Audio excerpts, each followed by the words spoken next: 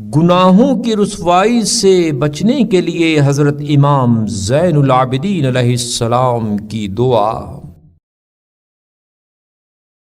شروع نام سے اللہ کے جو بڑا مہربان نہایت رحم کرنے والا ہے۔ اے معبود، تیرے ہی لیے تمام تعریف ہے، اس بات پر کہ تو نے گناہوں کے جاننے کے بعد پردہ پوشی کی اور حالات پر اطلاع کے بعد عافیت و سلامتی بخشی۔ یوں تو ہم میں سے ہر ایک ہی عیوب و نقائص کے درپے ہوا، مگر تو نے اسے مشتہر نہ کیا، اور افعال بد کا مرتکب ہوا مگر تو نے اس کو رسوا نہ ہونے دیا،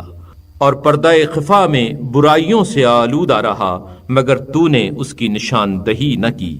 کتنے ہی تیرے منہیات تھے جن کے ہم مرتکب ہوئے، اور کتنے ہی تیرے احکام تھے جن پر تو نے کاربند رہنے کا حکم دیا تھا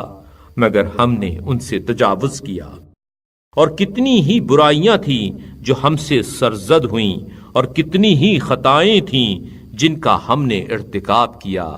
درہاں حالانکہ دوسرے دیکھنے والوں کی بجائے تو ان پر آگاہ تھا، اور دوسرے گناہوں کی تشہیر پر قدرت رکھنے والوں سے تو زیادہ ان کے افشا پر قادر تھا، مگر اس کے باوجود ہمارے بارے میں تیری حفاظت و نگہداشت ان کی آنکھوں کے سامنے پردہ اور ان کے کانوں کے بالمقابل دیوار بن گئی، تو پھر اس پردہ داری و عیوب پوشی کو ہمارے لیے ایک نصیحت کرنے والا اور بدخوئی اور ارتکاب گناہ سے روکنے والا اور گناہوں کو مٹانے والی راہ توبہ اور طریق پسندیدہ پر گامزنی کا وسیلہ قرار دے،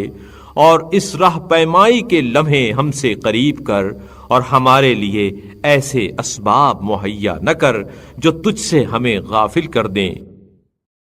اس لیے کہ ہم تیری طرف رجوع ہونے والے اور گناہوں سے توبہ کرنے والے ہیں۔ بار الہ محمد صلی اللہ علیہ وآلہ وسلم پر جو مخلوقات میں تیرے برگزیدہ، اور ان کی پاکیزہ عزت پر جو کائنات میں تیری منتخب کردہ ہے رحمت نازل فرما،